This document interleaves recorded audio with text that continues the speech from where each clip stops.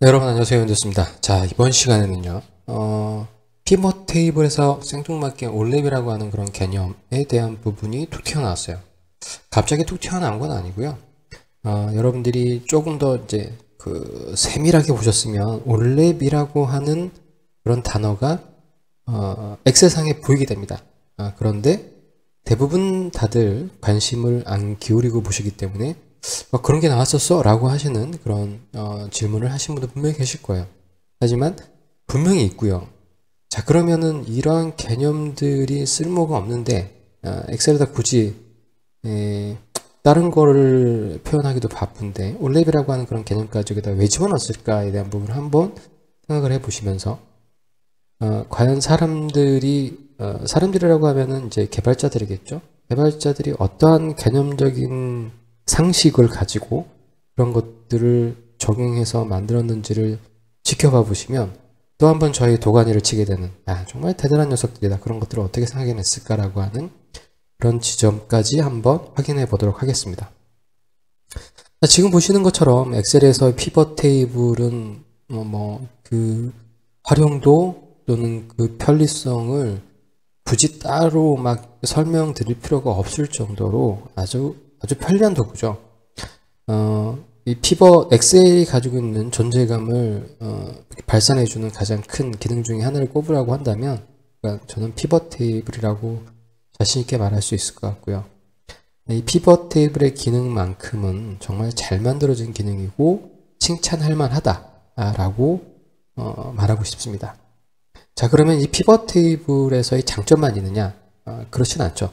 피벗 테이블이 가지고 있는 가장 큰 단점, 많은 분들이 좀 힘들어하고 좀 아쉬워하는 부분 중에 하나가 뭐가 있냐면 피벗 테이블은 정해진 왁구가 있잖아요.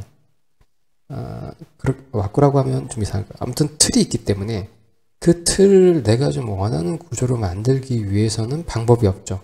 기껏해야 쓸 수 있는 건 getPivot 함수를 통해서 내가 원하는 값을 좀 더 내가 원하는 형식으로 쓰겠다는 건데, 결국 내가 원하는 형식으로 쓰겠다는 거는 어떤 의미가 있는 거냐면요, 양식을 사용자 측면에 좀 맞춰준다라고 하는 그런 의미가 있는 거죠. 그런데 getPivot 함수의 가장 큰 단점은 피벗 테이블을 생성해 놓고 그 피벗에서 getPivot이니까요, 추출해서 쓰는 거잖아요. 피벗 테이블에서 추출해서 쓰는 거기 때문에 그 피벗 테이블이 삭제가 되면 getPivot 함수도 날아가게 되는 거죠. 즉 getPivot 함수는 피벗 테이블의 결과를 가져다 그냥 끌어서 쓰는 거예요. 그렇기 때문에 어떤 의미에서 보면은 궁여지책으로 그러한 방법을 내놨긴 내놨지만 실질적으로 활용적인 측면에서 그렇게 매끄럽지는 않다는 거죠. 자, 그러한 측면에서 봤을 때 올랩을 통한 큐브를 통해서 데이터를 추출해내는 그러한 방법은 조금 더 고차원적이고 조금 더 깔끔할 수 있습니다. 자, 이 얘기는 무슨 얘기냐면 고차원적이고 깔끔하다는 얘기는 내가 원하는 형태로 어떤 유형을 만들어내기에 편리성이 증대한다는 건데, 세상에는 항상 양단의 측면이 있잖아요. 뭔가 편리성이 올라가게 되면 그것을 구현하는 데에 용이성은 좀 떨어지는 경우가 좀 많죠. 항상 이런 양날의 칼에 두 개가 존재하기 때문에 편리성이 증대하게 되면은 다른 게 또 떨어지는 경우도 분명히 있습니다. 그래서 그 부분들을 여러분들이 다 필요하진 않으실 거고, 어느 적정 수준에서 필요하신 분도 계실 거지만 그 부분을 뛰어넘는 뭔가에 대한 갈증이 있으신 분들은 오늘 이 강좌를 통해서 그 부분에 대한 개념적인 내용을 한번 이해하시고, 이 녀석이 왜 필요하게 됐는지에 대한 부분을 여러분들이 이해하시고 접근하신다고 하시면 나중에 그 부분을 구현해내실 때 이게 왜 이렇게 써져야 되는 건지, 그리고 또 어떻게 써야 되는 건지에 대한 부분을 조금 더 오래 기억할 수 있다는 거죠. 하지만 결과적으로 봤을 때 자주 안 쓰시면 또 까먹게 되시는 거니까. 자, 일단 여러분들에게 제가 일환 한번 예를 들어 봐 드릴게요. 지금 보시는 것처럼 어떤 특정한 공장 라인에서 자동화된 시스템이죠. 물건들이 생산이 되고요. 이런 것들이 도매상을 거쳐서 소매상을 거쳐서 결국 소비자에게 전달되는 이런 일련의 과정들을 한번 데이터에다가 적용을 해보도록 하겠습니다. 자, 그러면 지금 보시는 것처럼 어떠한 상품이 공장에서부터 소비자들에게 전달되는 일련의 과정들에 대한 내용을 보시면 각각의 유통 구조에서의 가지고 있는 독특한 특성들이 분명히 있겠죠. 자, 공장에 해당되는 OLTP라고 하는 게 있고요. 그 다음에 이러한 OLTP에서 데이터 창고로 넘어가게 되고요. 데이터 창고에서 데이터 마트로.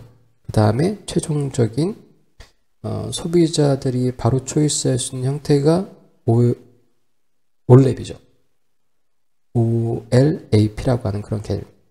데이터 창고와 데이터 마트는 기본적으로 여러분들이 직관적으로 그냥 이 단어를 보시면 대충은 이해할 수 있어요.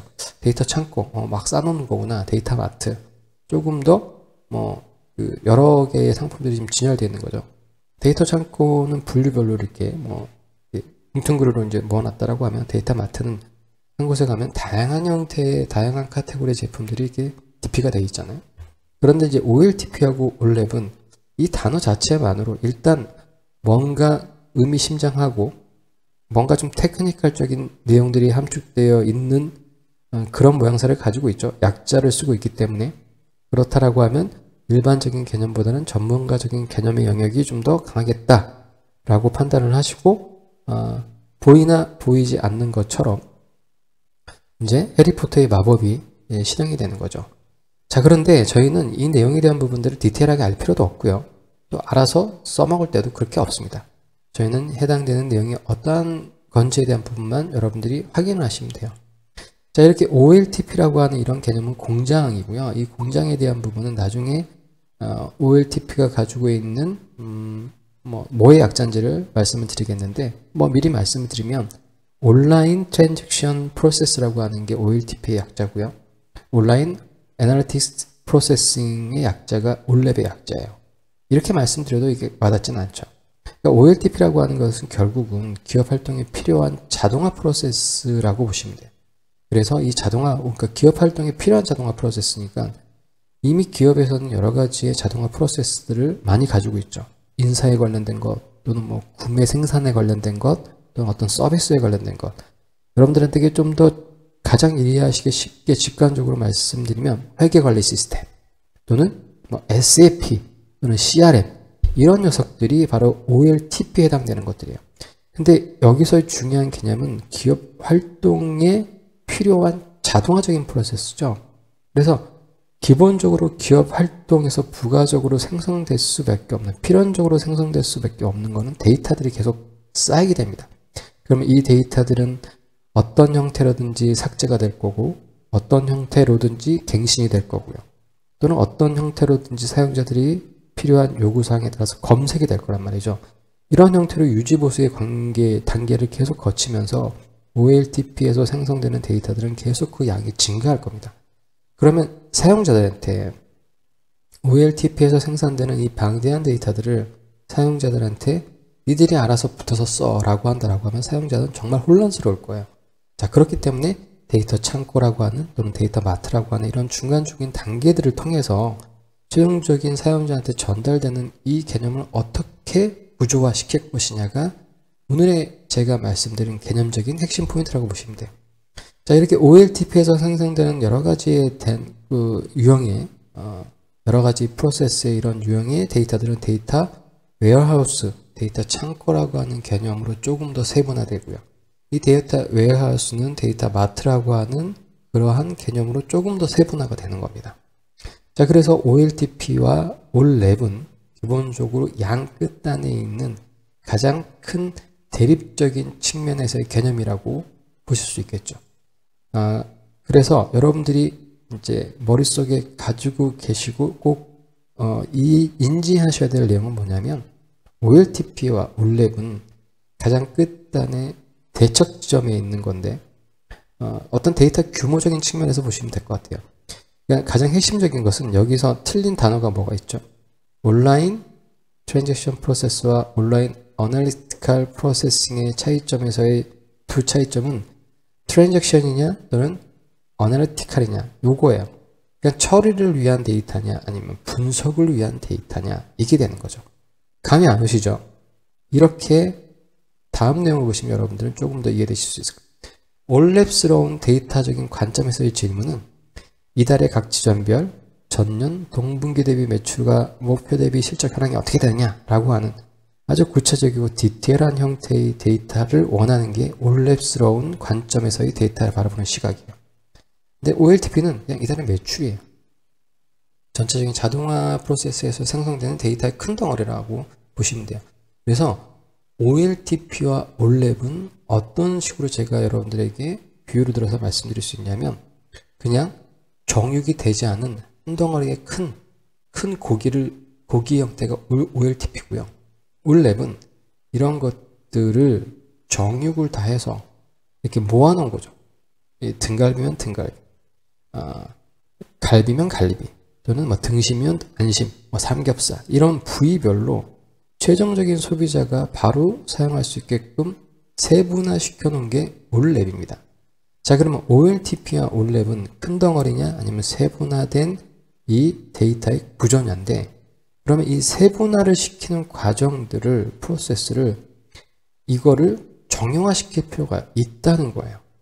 자, 그런 관점에서 올랩의 데이터들을 분석하기 시작한 거죠. 자, 그러면 올랩은 어떤 형태로 기업 활동에서 생산되는 데이터들이 분류가 되느냐, 그 특징들을 봤을 때 일단 카테고리에 큰 여러 가지 내용들이 있지만 봤을 때 크게 세 가지를 볼 수 있다는 거예요. 자, 기간이 됐던 지점이 됐던 이건 어떤 특정한 카테고리죠. 하지만 여기서 매출값이라고 하는 것은 계산되어지는 측정값입니다. 그리고 가장 중요한 내용 중에 하나가 바로 기간이라고 하는, 타임이라고 하는 그런 카테고리가 있는 거예요. 그래서 크게 생각해 보면 세 개의 카테고리로 나눌 수 있다라고 하는 게 핵심 개념의 출발입니다. 자, 그래서 어떠한 개념을 도출해 냈냐면요, 바로 이겁니다. 여러분들 이게 뭔지 잘 아시죠? 자, 그래서 많은 똑똑한 사람들이 이러한 시스템에 대한 부분들을 정형화시키고 그 다음에 어떠한 시스템화 시키려고 하면 뭔가 공통적으로 줄 수 있는 규칙들을 발견해야 되잖아요. 그래서 이런 큐브의 개념을 생각해 내게 된 거고요. 결국 이 큐브는 세 개의 차원으로 분류가 될 수 있는 겁니다. 지금 보시는 것처럼 상품에 대한 차원을 하나 만들고요. 그 다음에 지금 보시는 것처럼 시간에 대한 차원을 만들고, 그 다음에 각각 계산되어질 수 있는 특정 값들을 차원을 만들게 되면 지금 보시는 것처럼 특정한 구간에 있는 큐브 한 조각을 떼어내게 되면 지금 보시는 것처럼 예를 들어서 뭐 파란색의 조각을 하나를 뭐 위에 있는 것들을 하나 끄집어낸다라고 하면 그거는 상품 1의 3월의 재고. 제가 이런 여러 가지 큐브 중에서 제가 여러분들한테 저기 왼쪽 위에서 세 번째 하고요, 저기 뒤에서 보시면 앞에 하나 둘 셋 이렇게 말씀드리는 것보다 1월에 판매 수량의 상품 3 이렇게 말씀드리면 여러분들은 대박의 어떠한 큐브를 제가 가리키고 있는지 여러분들은 아실 수가 있게 되는 거죠. 자, 이렇게 데이터의 형태를 차원의 형태인 큐브로 만들어 놓고 그러한 것들을 서비스해주는 개념이 올랩이라고 하는 것. 자, 여러분들이 왜 이런 개념이 필요했는지 지금까지 이 일련의 과정들을 쭉 보시면은 너무나도 쉽게 이해되실 수 있겠죠. 정제되지 않는, 세부성이 없는 큰 카테고리 형태들의 데이터들이 결국은 사용자들이 접근하기 편리한 세분성을 주는 해당되는 내용으로 만들어지는데, 거기에는 큐브라고 하는 일련의 규칙을 줘서 시간과 카테고리와 계산되는 측정값의 이러한 알고리즘과 이러한 패턴으로 큐브를 만들어 놓게 되면 사용자들은 조금 더 쉽게 큰 덩어리의 데이터를 내가 원하는 형태의 데이터로 만들게 되는 겁니다. 그래서 올랩을 구축한다는 것은 결국 어떠한 의미냐면, 온라인 어널리티컬 프로세싱이니까 야, 이게 뭔가 온라인으로 뭐 만들어지는 어떤 거대한 시스템이다 라고 하는 그런 개념도 틀린 개념은 아니지만, 조금 더 데이터의 관점에서 본다라고 하면 자동화 처리에 의해서 생성된 커다란 형태의 커다란 구찌의 방대한 양의 데이터들을 실무자들이 조금 더 현업에서 필요한 데이터로 만들 수 있게끔 제공되는 일련의 프로세싱의 과정들을 정형화시켜 놓은 게 올랩의 개념이라고 보시면 돼요.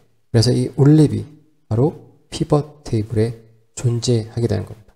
그러면 우리는 조금 더 피벗 테이블을 유연하게 사용자의 편리성에 맞게 커스터마이징을 할 수 있다고 하는 장점이 생겨요. 그런데 지금 보시는 것처럼 그러한 장점이 생기는 반면에 피벗 테이블에 이런 큐브라든가 올랩의 개념이 없으셨던 분들은 이러한 개념들을 또 아셔야 되는 복잡성 또는 이러한 조금 더 난이도가 높은 개념들이 요구되는 이런 사항들은 또 올라가게 되는 겁니다. 자, 그래서 지금 말씀드린 것처럼 이런 올랩의 개념을 여러분들이 머릿속에 반드시 넣어두시고 저는 요걸 가지고 어떻게 피벗 테이블에서 큐브를 기반으로 해서 내가 원하는 여러 가지의 형태의 값들을 만들어내는지 이제 저와 함께 하나하나씩 살펴보시겠습니다. 자, 여러분들 어렵지 않으시죠? 요거 잘 정리하시고요. 전 다음 시간에 또 여러분들과 2차적인 내용에 대해서 한번 알아보도록 하겠습니다.